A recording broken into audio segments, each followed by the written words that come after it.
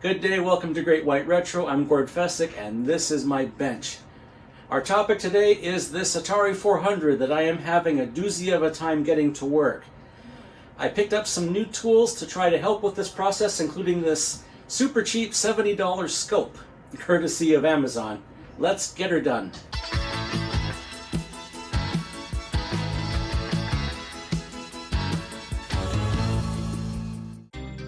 So I've already started taking this thing apart. This is the lovely membrane keyboard. This 400 is the DOM, which I think means domestic. I can't find any official documentation somewhere though. This cartridge door also has a switch that acts as a backup in case you swap a cartridge in there. So that way you take the power off before you swap any cartridges. I've removed the door switch and I'm going to have to use some tape to hold that into place. There's the power supply, which I've already taken the liberty of recapping. Console 5 sells replacement capacitor kits for the 400 and 800, and that replaces all the ones on the power supply plus one on the main board. Now the case actually looks pretty good. I'm not seeing any evidence of yellowing, so aside from needing a good clean, this case will probably not need a retro bright. Yeah, we'll just have to clean that up. The early Atari 8-bit machines were built like tanks. This 400, aside from the missing feet here, has a ridiculous RF shield here. There we go. So there's the main board. Look at that. Wonder if that could stop a small arms round or something. Anyway, so it's broken up into modules. We've got the CPU card using two proprietary chips plus a Rockwell 6502 processor here. Not the Sally that I've seen. And there's the main board and a 16K RAM module. They didn't come with 16K until later on in the life. Here I am just checking the power supply outputs right now. I am on the black or no screen part of the troubleshooting guide in the Atari Field Service Manual. And first I'm making sure that the power supply outputs at least 9 volts AC. First while not on load and then while under load. And I have to tape that cartridge switch down just to make sure I can turn the thing on with the lid off. And sure enough, with it powered up, I am getting just about 10.5 volts. So the power supply is good. And there we go. And then I checked the DC rails. I managed to get, there we go, there's 12 volts, just under 12 volts, not bad. And then I get the plus 5 volts, and I get the minus 5 volts. Those all seem good on that power supply. Sorry for the camera angle here, I try to get a better shot later on. Now next in the troubleshooting guide, it tells me to look for plus 5 volts on certain pins on the CPU board. I think that one was on the Hantek chip, and that one there is a pin on the CPU, but that pin is a data pin. I don't know where the troubleshooting guide is getting that particular pin from. Even on the Sally chip it's a data pin, so I have no idea why they want me checking that for a reset signal, or a lack of a reset signal. I just quickly see if I can get any picture at all here. I've got a coax to RCA cable that I made. It works, except right now I'm getting no picture out of here, either out of channel 3 or 4. Look at that. Or channel 2 or 3, excuse me. This isn't a VIC-20, this is an Atari 400. There we go. So yeah, at first, that power supply is a little warm. Those heat sinks are working on those voltage regulators exactly as they're supposed to.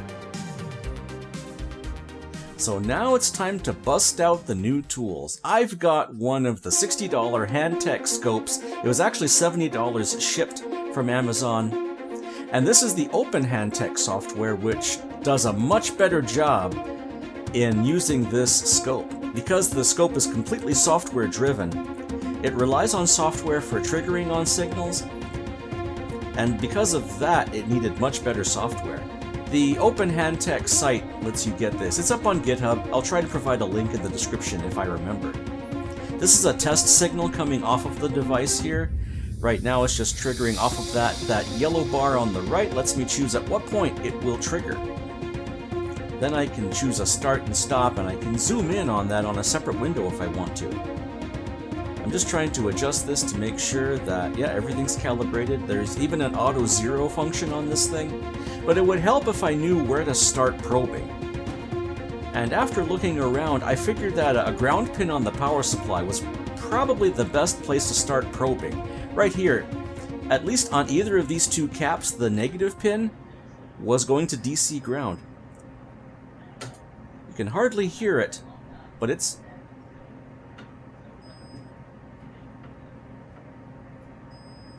Oh my goodness. Anyway, I did figure out that I got logic ground all the way over here, so I clipped one of my probe leads ground to that, and I used the other probe to do my probing around. First, I was just checking the power supply voltages again. You can use an oscilloscope as a multimeter as well. This way I can check for any rippling or any problem with the power supply output, and the +5 and -5 are rock solid. So not bad at all. And now it's time to go to the next steps in the troubleshooting flowchart, which is to start probing those clock signals. And there it is. We have to turn up the sampling rate there to be able to see those. But look at that here. This is the clock going into the 6502 CPU, and I don't know if you can tell, but it looks like it's missing the occasional clock pulse. I don't know why this is going on. Maybe this has to do with video timing or something. I have no idea. Not to mention that the troubleshooting guide tells me that this clock signal is not supposed to be 1.79 megahertz. It's supposed to be 1.1 something megahertz, 1.14. That's much closer to the performance of a VIC-20, Apple IIe, or Commodore 64. And you can see it's missing those pulses for some reason. And that's unique to the clock pin on the CPU. The other locations where you see there on the insert, those all match up, and they all match up to 1.79 megahertz. And there we go. Here I'm going from one pin to another to another. J101 is the board connector on the CPU card itself. And I'm just looking and looking, trying to find out what's going on here.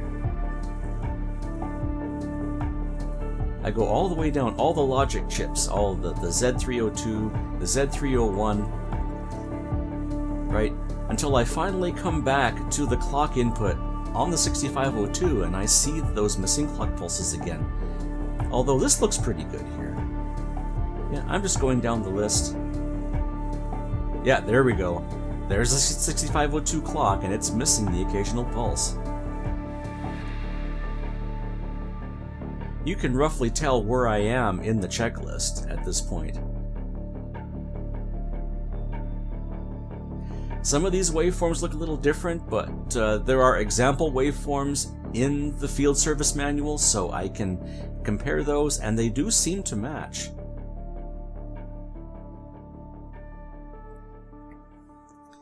There are some of the clock signals that are double that. They're 3.579 megahertz, and those do match up, and I'm just using the zoom feature on here, or at least the 1 to 2, to make sure that the frequencies do match up. And I zoom in a little bit here.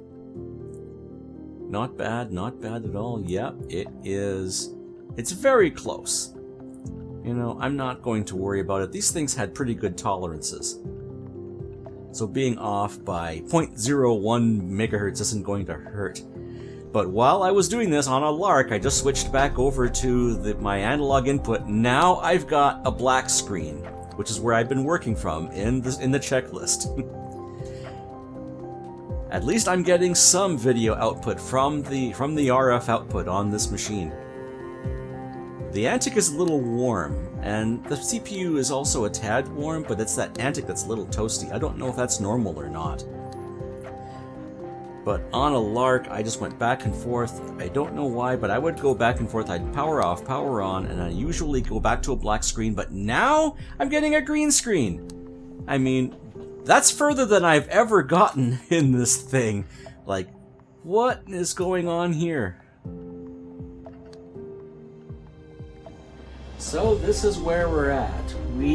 After leaving the thing running and poking and prodding with various bits on the scope here, we have slowly evolved from no screen to a black screen to a green screen, and I have no idea what's really up. While the troubleshooting guide, the service manual, does say that a green screen suggests bad RAM, well, I do have a 48K module here now that I can try installing, but I think what I'll do instead is I will wait for another 16K module and a CPU module that's on its way. But the really odd thing is that CPU clock, where it's running at 1.79 megahertz, but it seems to lose the occasional clock cycle, and even then I just don't understand it. It's supposed to actually be 1.14 megahertz, much closer to the Commodore VIC-20, Commodore 64 kind of clock speeds. I'm wondering if this is just the wrong part or the wrong setting for this. We'll find out soon enough when the replacement CPU board and the replacement RAM board come in a few days. Until then, good day.